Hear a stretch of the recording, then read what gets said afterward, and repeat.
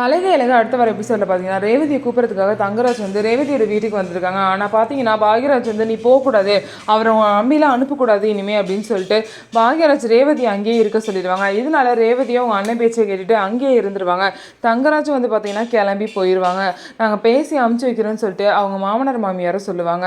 அதுக்கப்புறம் ரேவதி நினச்சி எல்லாம் ஃபீல் பண்ணிட்டு இருப்பாங்க. ரேவதி மலர் அதுக்கப்புறம் மதியம் எல்லாரும் உட்காந்து பேசிட்டு இருக்கும்போது அவங்க மாமியாரும் வந்து இந்த மாதிரி எனக்கு வேறு பயமாக இருக்குது, ஏதோ சுகர் இது ஏறி மட்டும் டெஸ்ட் வேறு பண்ணக்கூடாதுன்னு சொல்லிட்டாங்கன்னு சொல்லும் போது நீங்கள் டெஸ்ட் பண்ணாமலாம் இருக்காதீங்க பண்ணுங்கன்னு சொல்லிட்டு மதி வந்து சொல்கிறாங்க. இருந்தாலும் அவங்க ஹஸ்பண்ட்க்கு பயந்துக்கிட்டு பண்ணாமல் இருக்காங்க. எல்லாரும் அவங்க ஹஸ்பண்ட்க்கு வந்து இப்படி பயந்துக்கிட்டு ஏதாவது ஒரு விஷயத்தில் இருக்கும் அப்படின்னு சொல்லிட்டு பேசிகிட்டு இருக்காங்க 4 பேரும். இதுக்கப்புறம் தங்கராஜ் வந்து சுரேஷ்க்கு கால் பண்ணுறாரு. சுரேஷ் வந்து எடுக்க மாட்டாரு. சுரேஷ்க்கு பார்த்தீங்கன்னா பாக்யராஜ் வந்து சில அட்வைஸ் வந்து பண்ணுறாரு.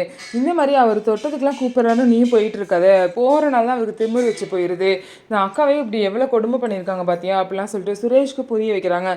இதுக்கப்புறமாவது சுரேஷ் தங்கராஜை பற்றி புரிஞ்சுக்கிட்டு விலகி இருப்பாரா அப்படிங்கிறதெல்லாம் வெயிட் பண்ணி பார்க்கலாம். ஸோ நம்ம வீடியோ உங்களுக்கு பிடிச்சிருந்தா நம்ம வீடியோவை மறக்காமல் லைக் பண்ணிவிட்டு பாருங்கள்.